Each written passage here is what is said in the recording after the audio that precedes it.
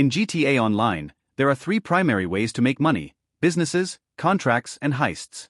In this video, I'll walk you through each method step by step, whether it's running a business, completing contracts, or executing heists. Stick with me until the end to discover which option best suits your needs for making money efficiently. I'll also share my recommendation for the quickest way to earn cash. This guide is specifically designed for solo players, so you won't need a squad or additional players to succeed. Stay tuned as I provide a comprehensive breakdown of businesses and contracts to help you maximize your earnings. First, let's talk about starting a business in Maze Bank. You'll need to purchase a clubhouse. Head to the clubhouse section and select one. I chose this particular clubhouse because it was free.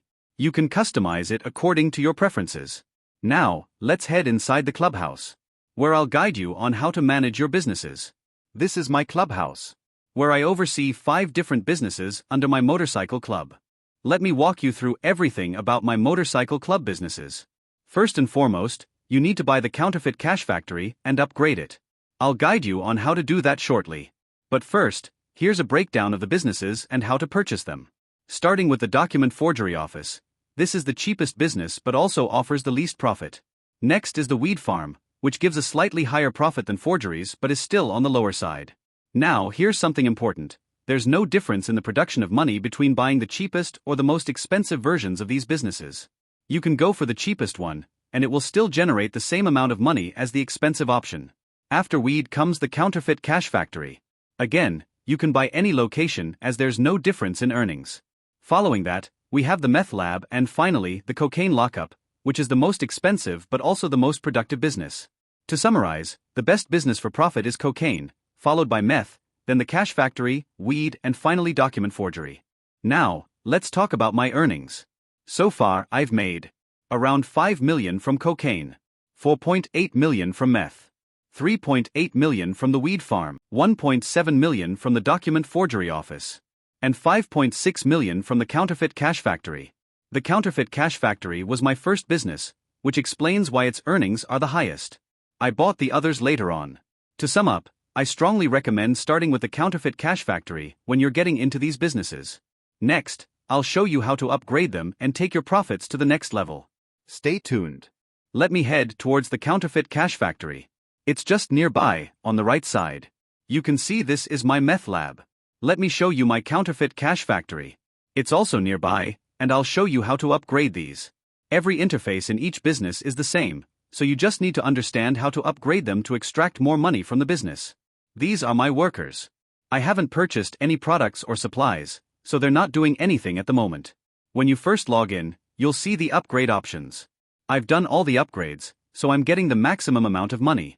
This is the resupply option. You can buy supplies for $75,000 to fill up the stock completely. If you buy supplies, it fills up the stock at once. But if you choose to steal supplies, you'll need to do it 5 times to fill it up. So my suggestion is to buy supplies and fill the stock level at once. Then your workers will start processing it. This same interface applies to every motorcycle club business. Okay, let's move to the second business, which is the securoserv business. This is a business you can buy from the website Dynasty 8. You'll enter there, and you need to buy an office. This one is mine. I purchased the free one and renovated it. Let's head to this office for our second business. There are 2 main types of businesses in GTA Online. The first one is being a motorcycle club president, and the second is securoserv. I've guided you through the motorcycle club president businesses. Now I'll guide you through securoserv. So stay with me. So this is my office. We've arrived at the office. Now I will show you how to run businesses from here. Let's go inside the office. Here is my system. You don't have to, but you can buy snacks from here. You can buy snacks to restore your health. Additionally, you can request personal vehicles, VIP vehicles, and even export mixed goods from here. To learn more, you need to check out my best and cheapest way to make money video. Now let me guide you on how to run a business from here. This is my computer. I need to sit here and access my business from inside. Let's get into it. The first business is special cargo. I suggest you buy a large warehouse. With a large warehouse, you can store more goods. You can also buy a medium or small warehouse. But I recommend getting a large one. I have a large warehouse and a small one. I bought the small one unknowingly because I was unaware at the time. You can buy all the warehouses, but that would be boring. Just try to buy a single big warehouse to handle this business efficiently. The second business is vehicle cargo. You can buy a vehicle cargo workshop. Let me show you. These are all vehicle workshops. You can buy any of them. Every workshop gives the same returns. The workshops allow you to store vehicles. Vehicle cargo is a business where you can source and steal vehicles, store them in your workshop, and then sell them for a profit. There are also special vehicle missions. These unlock after completing 75% of vehicle cargo missions. Once you reach that milestone, these missions will unlock. From there, you can buy vehicles at trade prices from Warstock Cash and Carry. One example is the Ruiner 2000. Here it is. You can see the securoserv trade price is 2.8 million. This price unlocks once you've completed the special vehicle workshop missions inside securoserv. After doing these missions, you'll be able to get the Ruiner 2000 at the trade price. So here's the Nightclub. I've already given you a complete guide before, so this time I'll just provide a quick guide. I won't go into details about how the Nightclub works. Instead, I'll explain the business side of it. Once you've purchased all the motorcycle club businesses, along with air freight cargo and a bunker, you can manage your technicians here and assign them to particular businesses. Cargo and shipments is for air freight cargo. Sporting goods is for the bunker. South American imports is for cocaine. Pharmaceutical research is for meth. Cash creation is for the counterfeit cash factory. Organic produce is for the weed farm, and printing and copying is for the document forgery office. It's essential to hire your technicians for the high-value businesses like cargo and shipments, sporting goods, South American imports, pharmaceutical research, and cash creation. Avoid assigning them to organic produce and printing and copying because these yield the least profits. If you don't own these businesses, you won't be able to assign technicians to them. The best part is that you don't need to purchase supplies for your nightclub business. The technicians will handle the supplies and produce goods automatically. This means you won't need to buy supplies for your bunker, cocaine, meth, or any other businesses linked to the nightclub. Just own and upgrade these businesses, then let the technicians handle everything.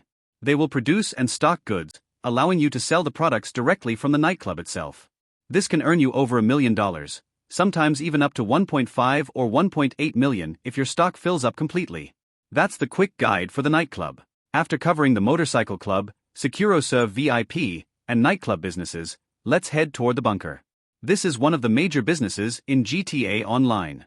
The bunker can earn you more than $1 million when you export goods. However, you must have someone to help you export these goods. Otherwise, time will run out, and you won't be able to export everything successfully. So I highly suggest having some friends with you during exports. Now, let's go inside the bunker. Here are the available upgrades. You need to upgrade everything to get the maximum profit from your bunker. This is the research facility, which is one of the most important features of GTA Online that comes with the bunker. Through research, you can unlock various upgrades that are essential later in the game, such as warstock and weapons. To maximize your bunker operations, you need to keep your stock level full. Buy supplies regularly to keep your stock high and manage your staff.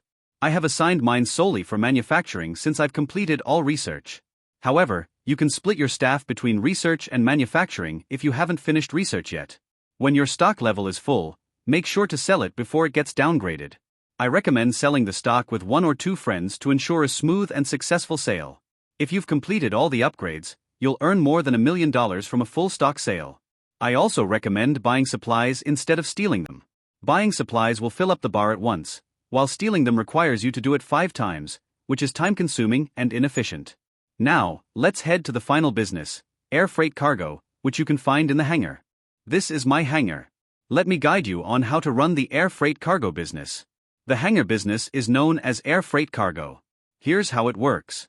You can store your planes and choppers inside the hangar, which is its primary function. However, you can also use it to source cargo by asking your agent to buy it for $25,000. To manage the business, head to the master terminal inside the hangar. Enter the system to source cargo. You can select any type of cargo you want. After choosing, the system will ask whether you want to transport the supplies by land or air. It's entirely up to you. Once you've made your choice, exit the system. Here's an important note. Air freight cargo, nightclub and the bunker are the only 3 businesses that can be accessed by both VIP types. It doesn't matter whether you're a motorcycle club president or part of securoserv, you can run these businesses either way. If you manage to completely fill the cargo storage with resources, this business can earn you over $1 million. Now, let me guide you to the contract part. There are 3 to 4 major contracts, the auto shop, clubhouses, salvage yard, and garment factory. First and foremost, you must own either a garment factory, auto shop, or salvage yard to participate in these contracts. Without one of these properties, you won't be able to access the contracts. Let me start with the motorcycle clubhouse. How can you participate in contracts from there? These contracts may not provide a lot of money, but they are still an important part of the business. Let me guide you on how to access and complete them. I'll head towards the motorcycle clubhouse and show you the types of contracts available there, how to access them, and how you can complete them. The best part is that you don't need anyone else to help you with these contracts. You can handle everything on your own. Let's head to the motorcycle clubhouse now. Here we are at the contract wall of the motorcycle clubhouse. These contracts can be completed on your own. Some are fully solo-friendly, while others require at least one additional player.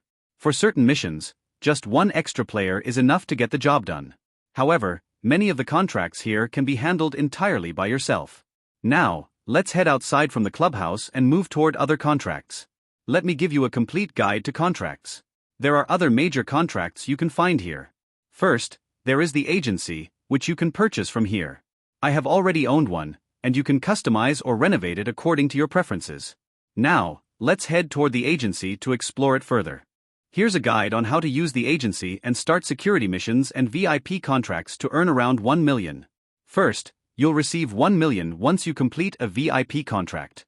Now, let's dive into the process. To begin, access the terminal and head over to the security counter. This will give you some money, such as 46,000, 32,000, or 33,000.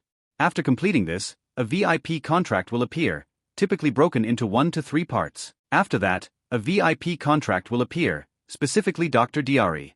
This contract has 3 parts that you must complete. Once you finish all 3 parts, you'll be able to do the final mission, which will reward you with $1 million. Please note that these contracts are one-time only, meaning you can complete them just once. Afterward, they will be repeatable, but you won't receive any other types of contracts, just this one that you'll keep repeating. Regarding the contract missions, if you've already completed a contract once, you'll keep getting the same contract repeatedly. Let's head to the Cluckin Bell farm. This mission is great for solo players who want easy earnings without depending on a squad. If you have a team, I recommend the casino heist, which I personally enjoy more than Cayo Perico, as Cayo Perico can get repetitive after a while. At the Cluckin Bell farm, you can replay the raid by pressing the prompt on the left side of your screen. Complete this mission to earn great rewards. Now, let's talk about other 3 major contracts. First, there's the Autoshop Contract. You must own an auto shop to participate. Then, there's the Salvage Yard Contract, where you must own a salvage yard. Finally, the Garment Factory Contract. I recommend not buying the bail offices, as they're not very useful and aren't worth the investment. Let me guide you on the Autoshop Contract. You'll need to own an auto shop, and let me clarify, after completing any contracts, you won't be given any vehicles for the auto shop. If you're confused, you must buy the vehicles yourself and store them in the auto shop, as you won't be given any vehicles regardless of the contract. Now, we're in the auto shop. Let me guide you through the auto shop contracts.